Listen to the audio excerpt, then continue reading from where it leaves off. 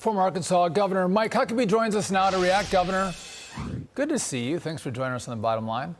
So Governor, we've had explosive immigration over the Biden tenure. Now Title 42 is ending, and it's going to get even worse. When does this end? How does it end? When do we secure our borders again?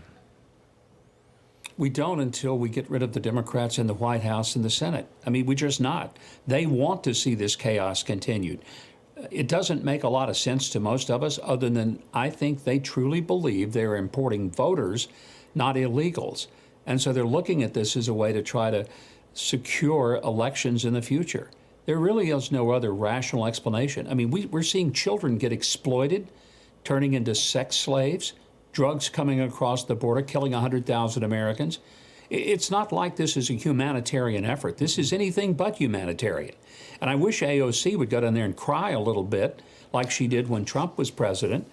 It would maybe at least point to the human suffering that's going on with these people who are paying their last dime of income to pay people to get them across the border with great promises of freedom, when in many cases, as soon as they get across, they're enslaved by those who are trafficking human beings.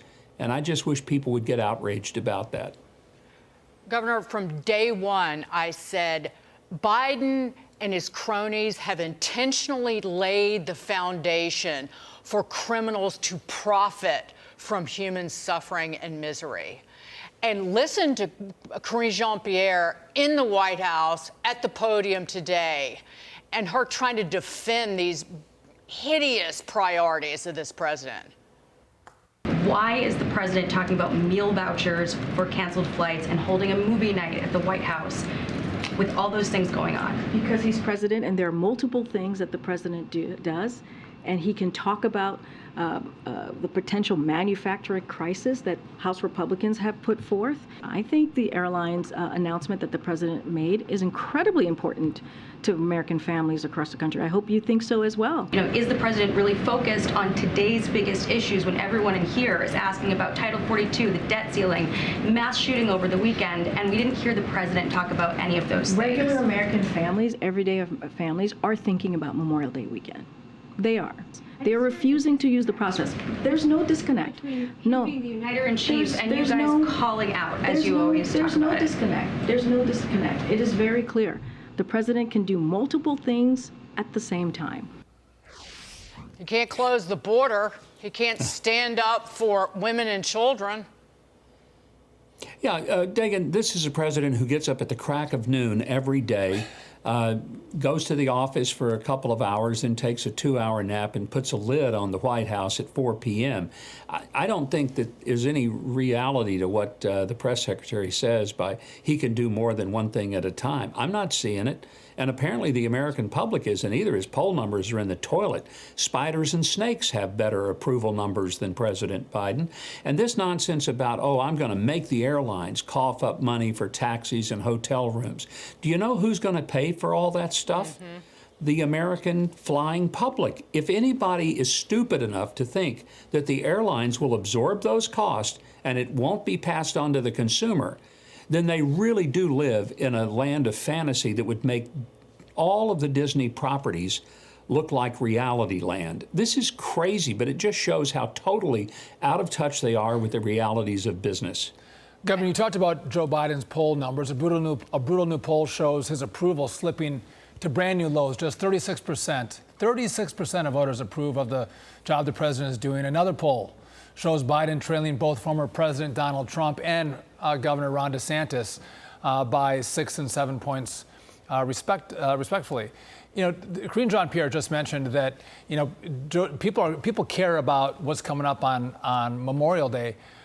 And I've lost some hope in the American people and in the direction of the country. But these polls show that America doesn't like what Joe Biden is serving up. These policies are failing them at every turn, whether it's the economy, it's the border, it's crime, it's transgender. He seems to be losing at all fronts. Well, his numbers at 36% mean that he's lost a lot of his own Democrats. Right. He's lost most of the independents. He's lost Republicans, never had them.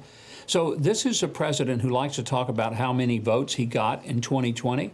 He might want to look at the support that he's getting right now and realize that if the election were held today, he doesn't just get defeated, he gets spanked as bad as I ever did for some things that I did when I was 8 years old.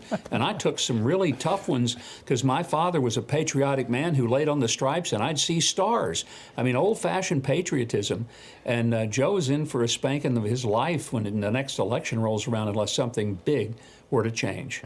But when you lower an American standard of living, and then on top of that, try to shove this social garbage down their throats, what happens is you've seen his approval fall dramatically among black voters, female voters, Latino voters. On top of that, he can't even brag about his own accomplishments coherently. Governor, listen to this. Example, in the first 2 years of my administration, I cut the debt by $1.7 trillion. 1.7 more than anybody's ever done in history. Their budget goes in, there's no possibility they can pass their budget. Zero possibility. They cut 200,000, anyway, I shouldn't get going on them. He doesn't know the difference between a deficit and the debt. Well, and it's just ridiculous. Where does he get these numbers? I mean, does he find them at the bottom of his cone when he's finished with his ice cream? Because they make no sense and they are not grounded in reality. He always is talking about, how he's done more than anyone. The only thing I can figure that he's done, he's raised inflation to a 40-year high. He's made it really tough for people to buy groceries, gasoline. This talk about the airlines, look, I'm thinking a lot of people would love to fly somewhere. They don't have enough money to get a Coke at the airport, much less buy a ticket for the flight, because inflation is killing them. Their wages aren't going up, but everything else is. So I'm not surprised that his numbers are in the toilet. I'd be more surprised if they weren't. And quite frankly, I wonder, who is the 36% that thinks that Joe is doing a heck of a good job? I just cannot imagine. I would like to meet them, Governor Huckabee, and thank you for joining us. We're going to go search for them right now. Always a pleasure. Thank you.